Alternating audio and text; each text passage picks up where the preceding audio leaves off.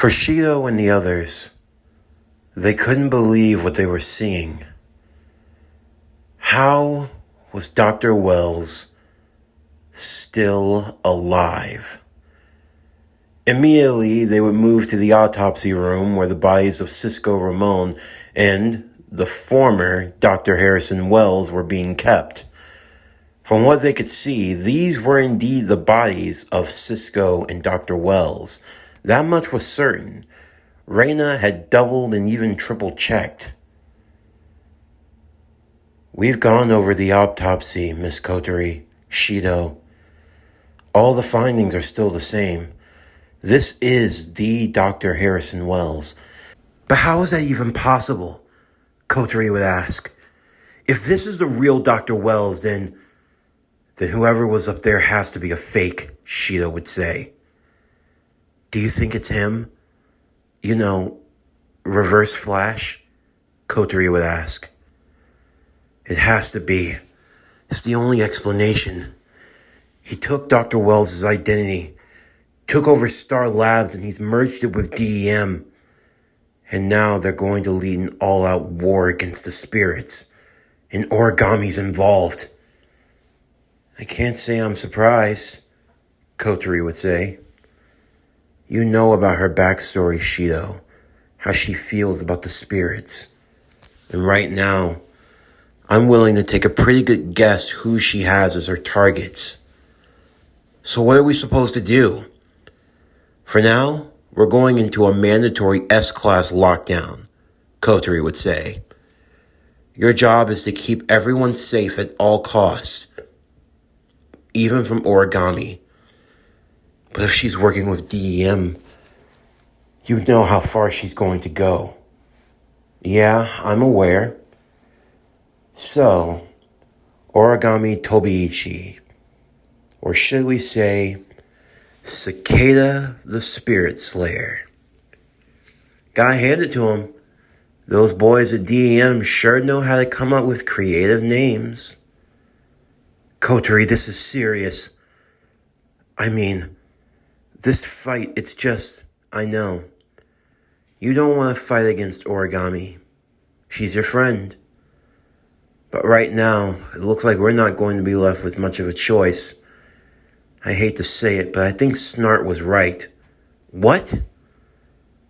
So, someone's finally starting to figure it out, Snart said as he walked into the room.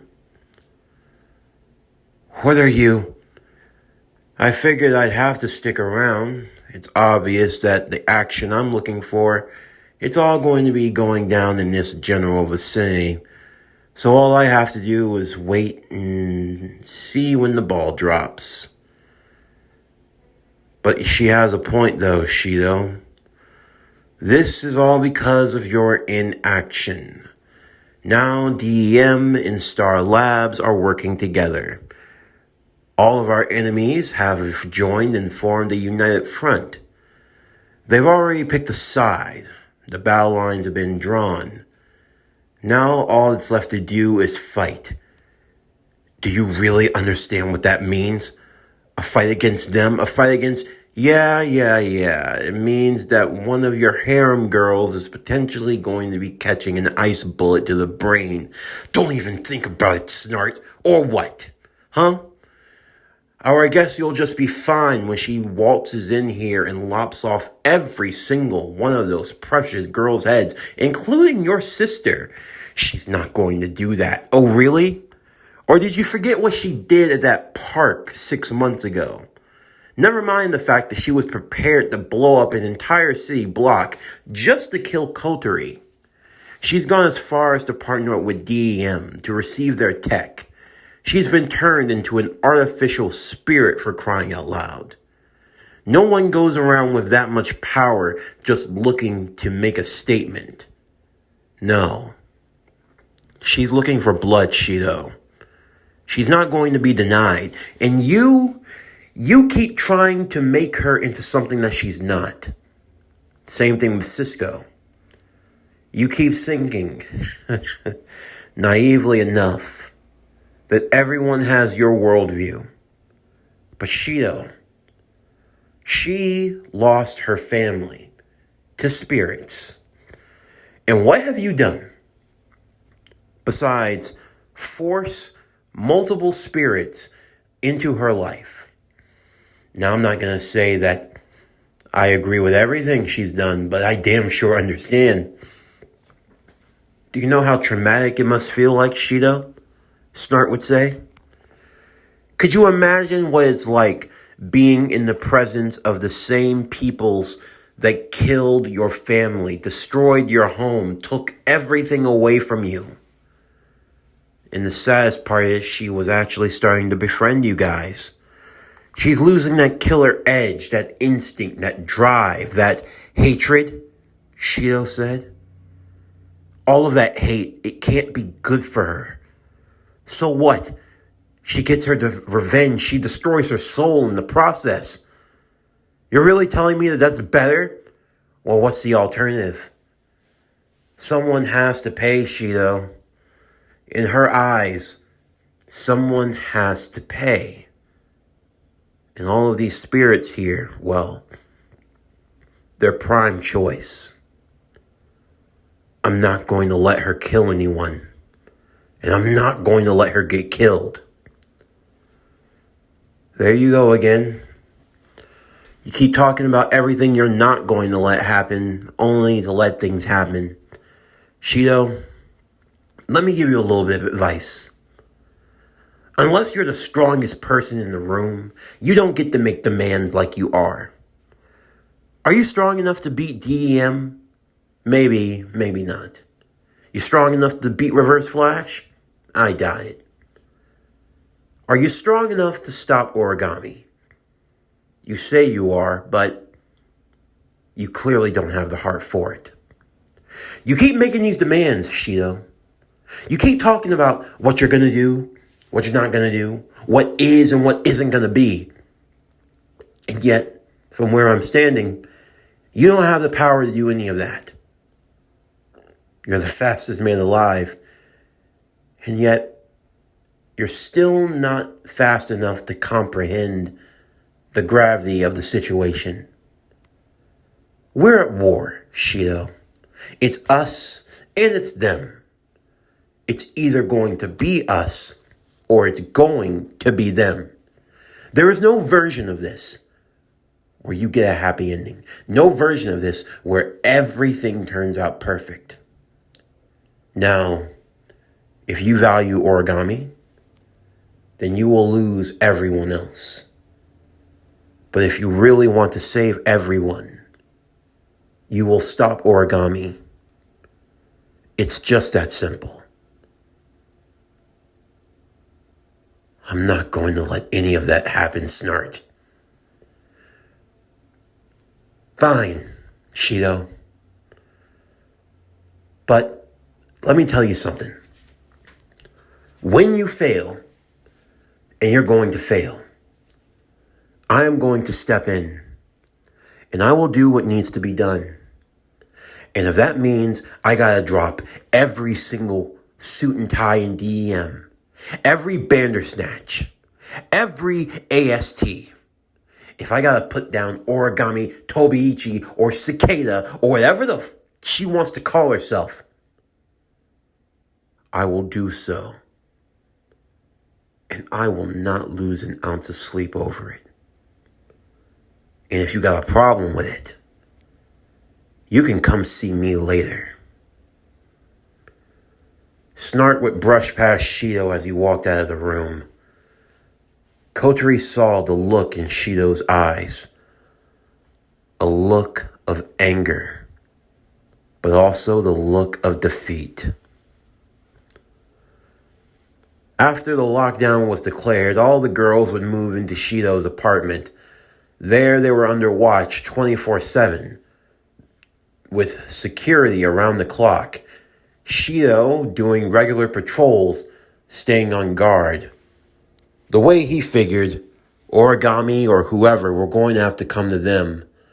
And when they did, well, that's when everything would be decided. Of course, for the girls, they were taking it well enough. Even their newest member, Natsumi, She agreed to allow her powers to be sealed, but that didn't stop her from causing mischief. Shido seemed like he was running himself ragged. Toka and the others could see it. Sure, even when he was cooking, cleaning, and going about his daily duties, he always had a smile on his face, but they could see that look in his eyes. He looked tired. It became apparent that Shido was not going to sleep, or at most he took a micro nap every here and there, but even then, he was going on 3, 5, 7, 8, 10, 12 days with little to no sleep. Eventually it got too much. As Shido was walking around the house,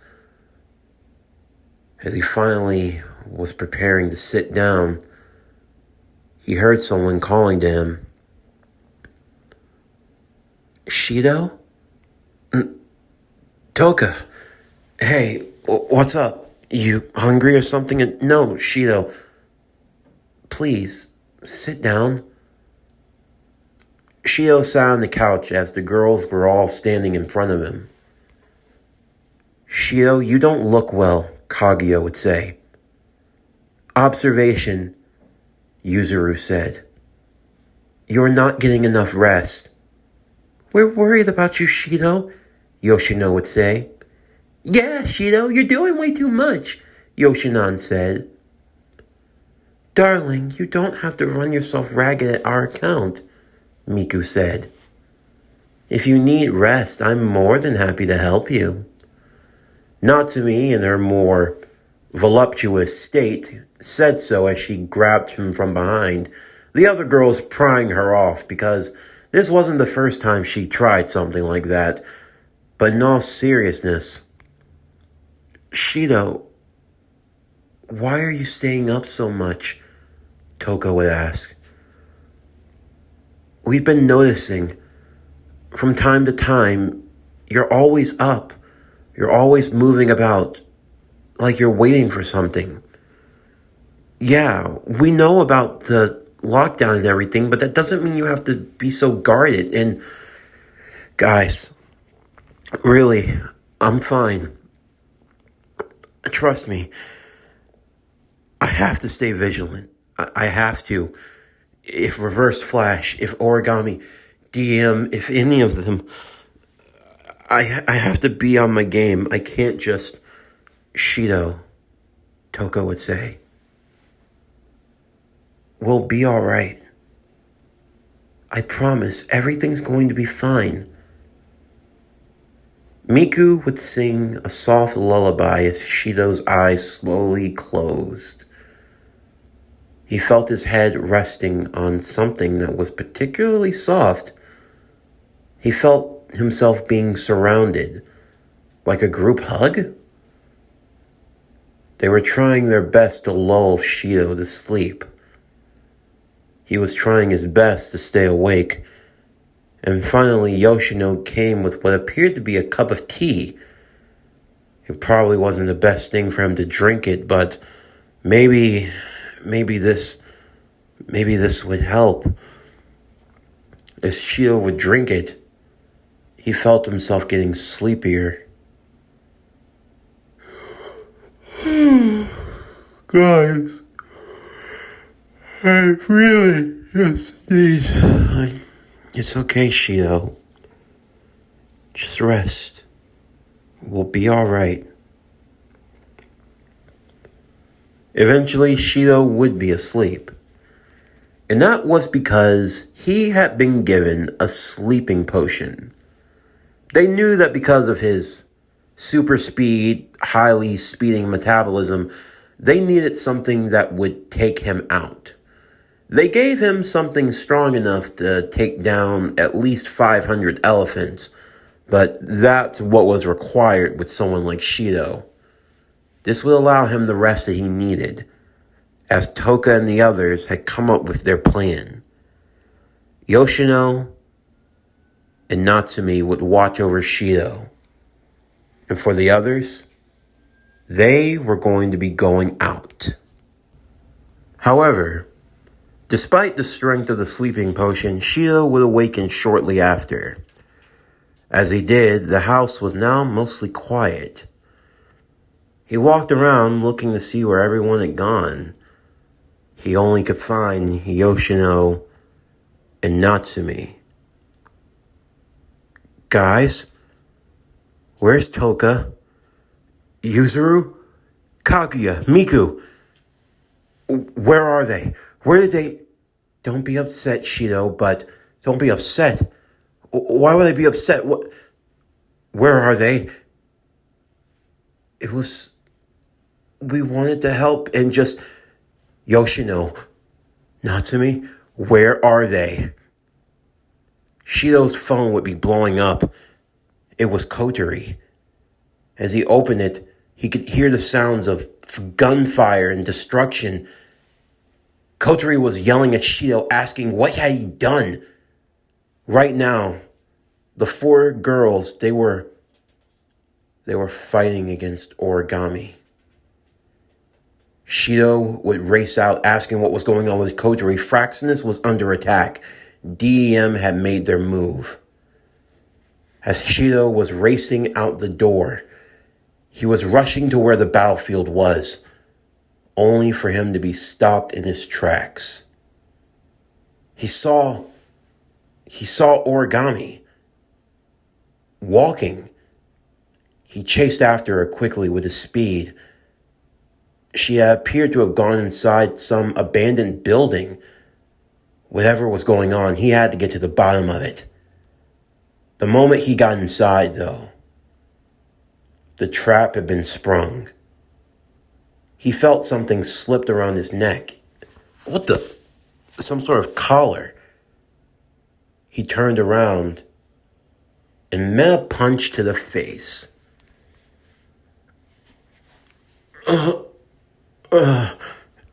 Shido, you're awake.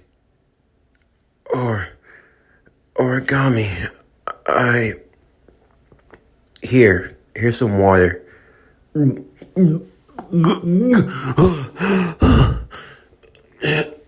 Why am I... Shido was tied to a chair. And inside of this dimly lit abandoned building was Origami and Reverse Flash. You, what are you? Calm down now, Shido. I'm not looking for a fight. Unless you want one, and you promised, Origami would say.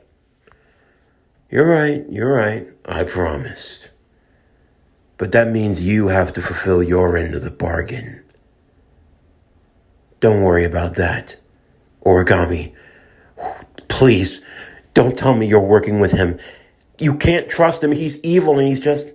I know that, Shido. But what I'm doing is going to help everyone. I'm going to kill the spirits. And I'm going to send this man away. He won't be able to hurt you anymore. Send him away. We came to an agreement, Shido. You see, I'm on borrowed time.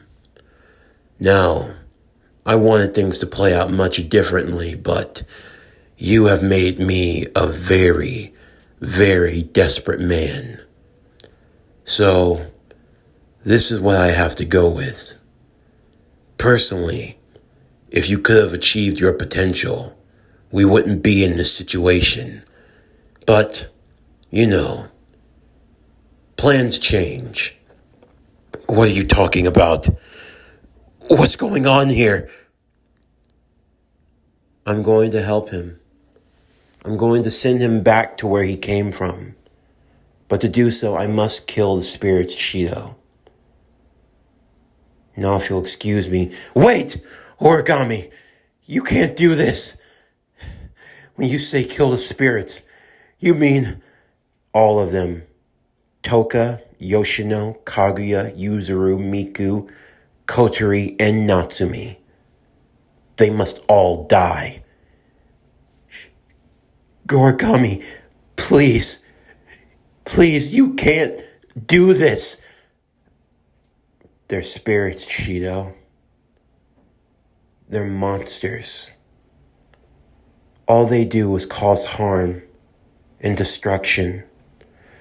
But they're not like that. They're not the ones that killed your parents. I know that. And what? Should I wait and see what happens? I can't take that risk, Shido. I know that you'll never forgive me. I know that you'll hate me for the rest of my life. I accept that. But please know I'm only doing this because I love you. And I can't bear to watch you suffer. Origami! Origami, please! Origami would leave. As she transformed into her spirit-slaying cicada-like spirit form, she would make her way to the others. Thankfully, Mirror Master's technology was still in good use, so it was functional to keep the girls distracted. Now it was time for the main course.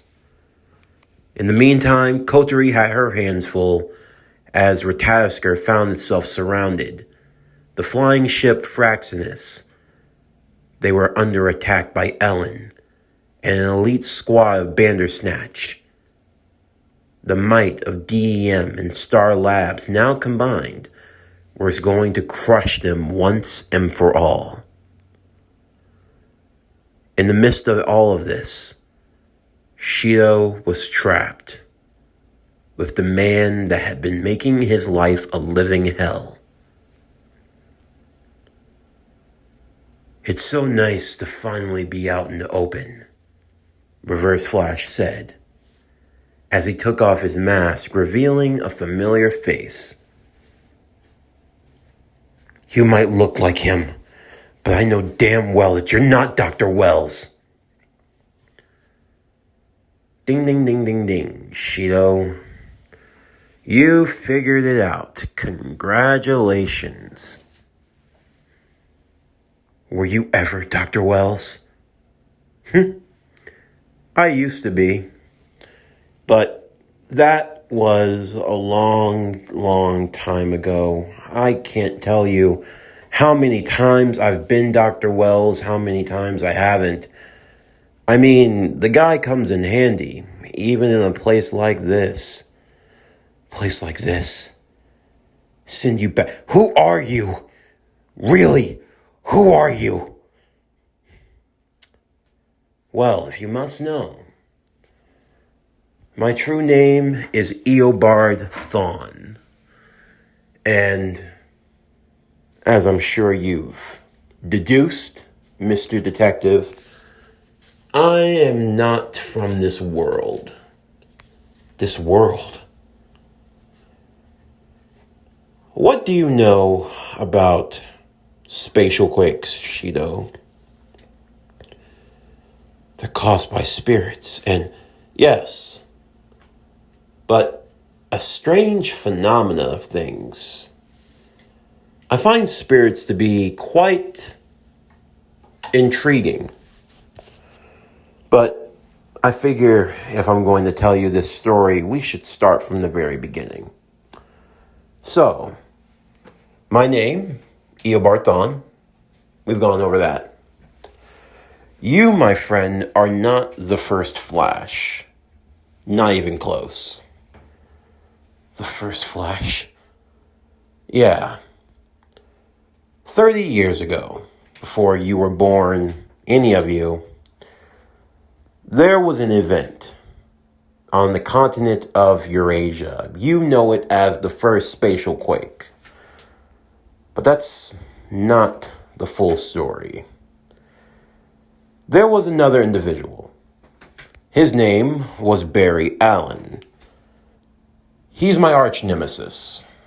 More so, the bane of my existence. I hate that man. I hate everything he stands for. And personally, my true purpose in life is destroying him. We were fighting. Who knows how many times we've done this song and dance across space and time. But this time, something weird happened. Our fight led us to your world.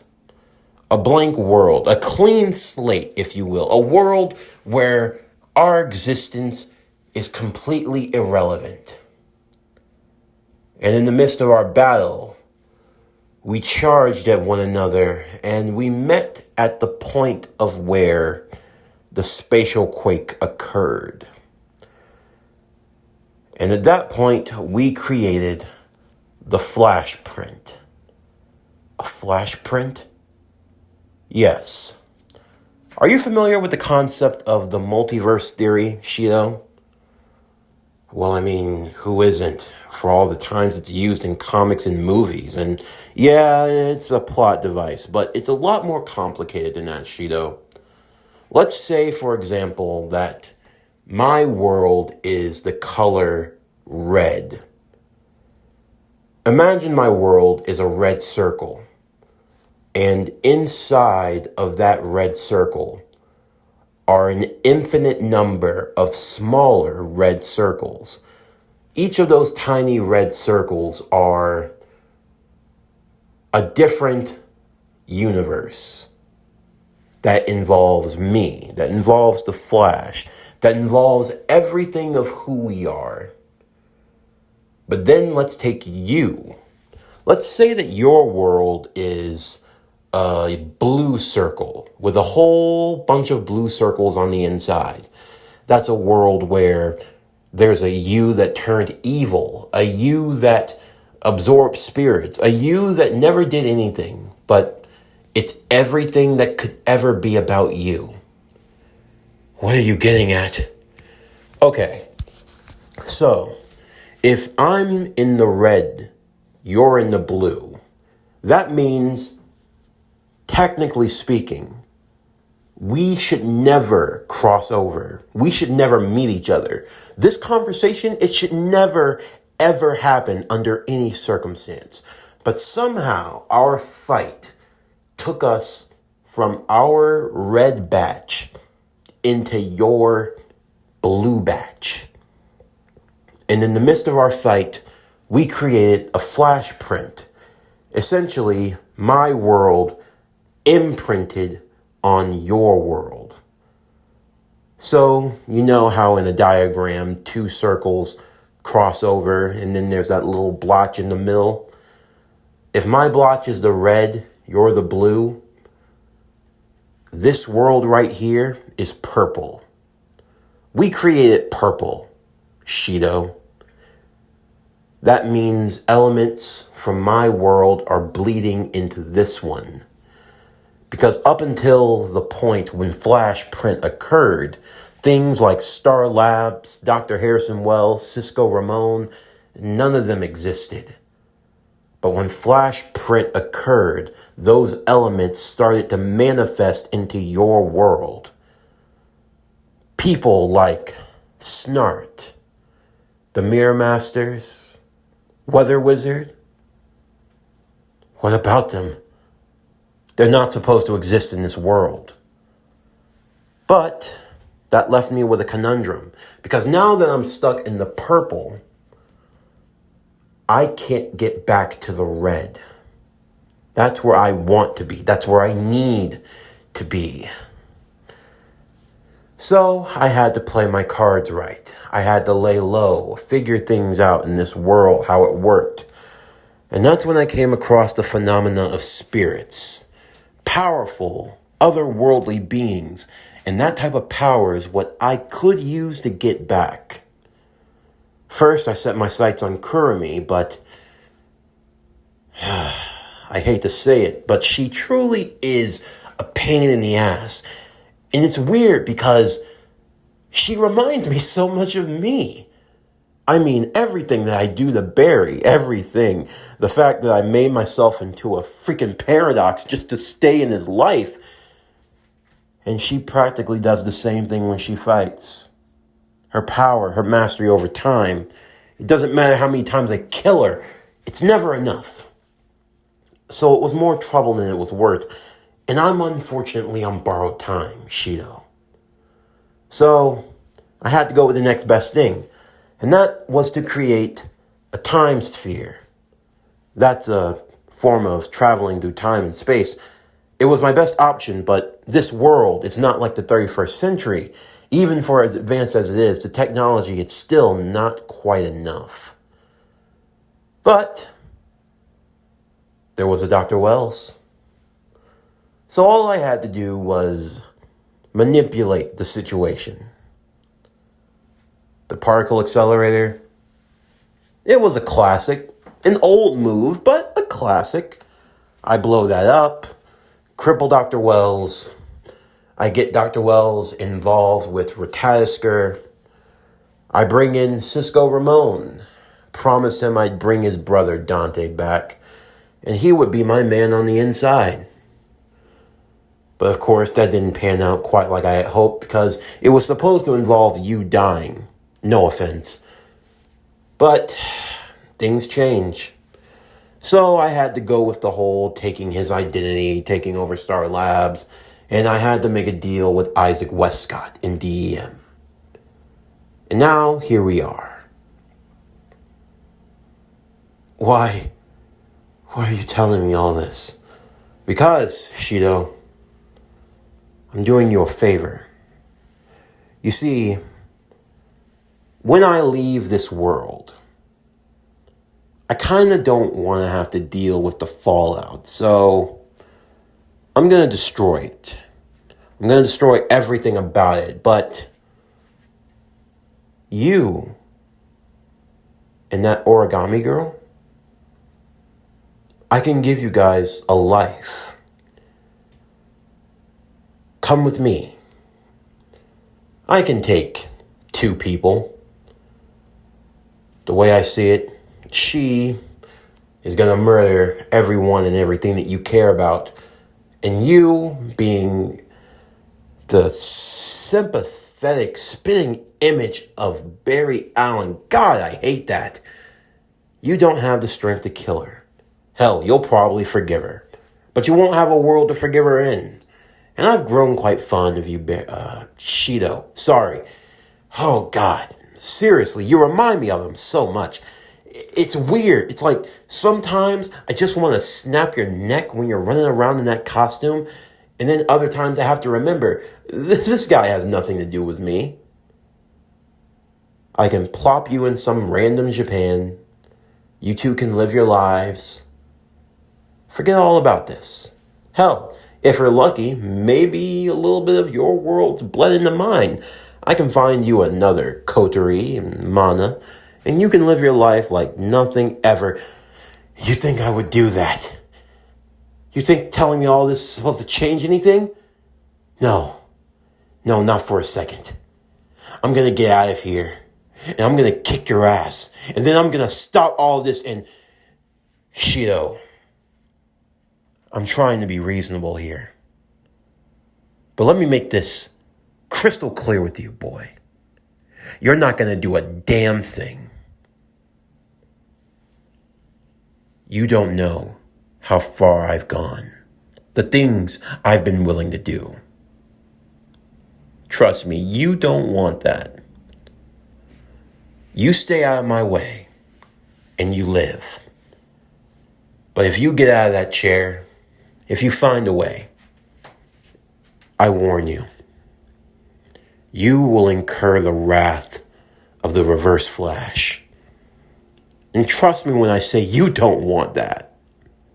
Because that means I won't rest. I won't stop until I make your life a living hell. And that doesn't mean killing you. It means torturing you slowly, intimately, in every possible way I can think of. Ruining your life. Because it's never enough just to kill a man. No, when a man wants to die, that's when you've broken him. I will make you crave death. I will make you wish for death. I will make you pray for death. And like the benevolent God that I am, I will deny it to you. I will deny you what you want most in this world, Shido. Do not try me. The Reverse Flash would throw his mask back on as he opened the door. You're not a hero, Shido. You never were. You are nothing but an anomaly. You are a mistake of the timeline. You did good. You fought the good fight.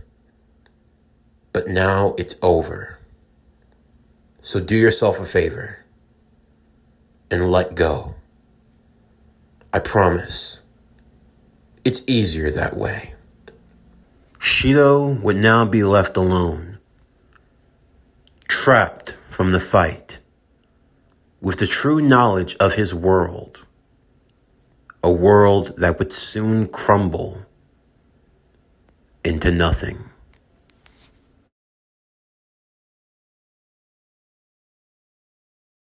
This concludes Day Alive, Flash in Time. What If Shido Was the Flash? Season 3, Part 5. As always, if you enjoyed today's video and everything else that we have to offer, then please don't forget to like, comment, subscribe, share, and hit that bell for post notifications so you can stay up to date on everything that is PowerCore Productions and Podcastings that has to come out now and in the future. Stay tuned tomorrow as we continue with Day Alive, Flash in Time. What If Shido Was the Flash? Season 3, Part 6. But anyway, that's going to do it for the end of today's video. I'm Javon Harrington with PowerCore Productions and Podcastings, signing off, and I'll see you next time.